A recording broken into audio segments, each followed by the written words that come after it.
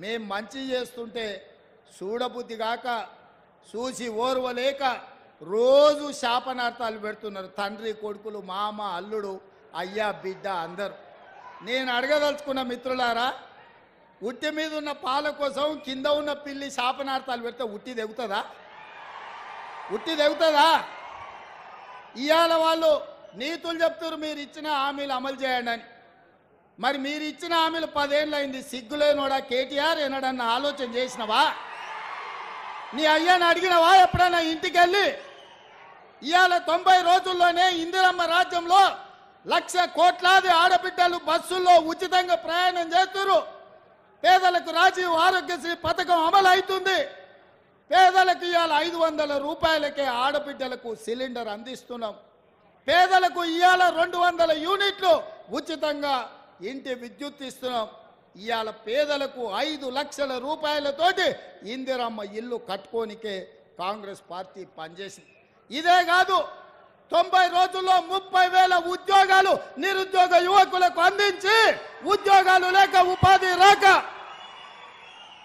దిల్సుఖ్ నగర్లను, అశోక్ నగర్లను, అమీర్పేట్లను, కుక్కట్పల్లిలను వివిధ చౌరస్తాలలో తల్లిదండ్రులకు ఊరుకొచ్చి ముఖం చూపించుకోలేక రూపాయి కూడబెట్టి ఉపాధి హామీ కూలీ పైసలు పెట్టి తల్లిదండ్రులు పిల్లల్ని పట్నం పంపి చదివిస్తే కొలువులు రాక పరీక్షలు పెట్టక పెట్టిన పరీక్షల ప్రశ్నపత్రాలు జిరాక్స్ సెంటర్లలో పల్లి బఠానీలలో అమ్ముతుంటే ఆ దుఃఖంతో పిల్లలు ఆత్మహత్యలు చేసుకుంటే ఈ గాడిద కొడుకులు ఒక్క రోజైనా చచ్చిపోయిన వాళ్ళని పలకరించిందా అని నేను అడుగుతున్నా.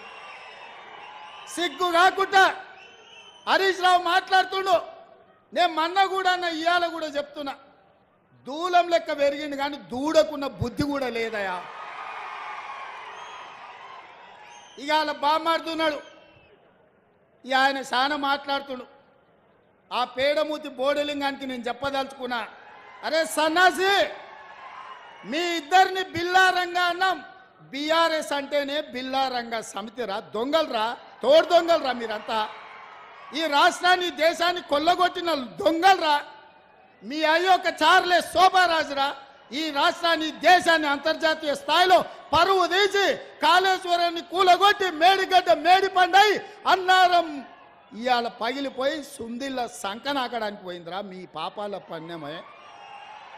ఇట్లాంటి పాపాలు చేసి ఇలా రాజీవ్ సాగర్, ఇందిరాసాగర్ ప్రాజెక్టులు మనం కడితే సీతారామ ప్రాజెక్టు, భక్తరామదాసు ప్రాజెక్టు అని పేర్లు మార్చి 1000 కోట్లు కొల్లగొట్టి ఖమ్మం జిల్లాకి ఇవాళ తాగడానికి నీళ్లు లేని పరిస్థితులు కల్పించిన దరిద్రులారా, మీరు వచ్చి మా గురించి మాట్లాడే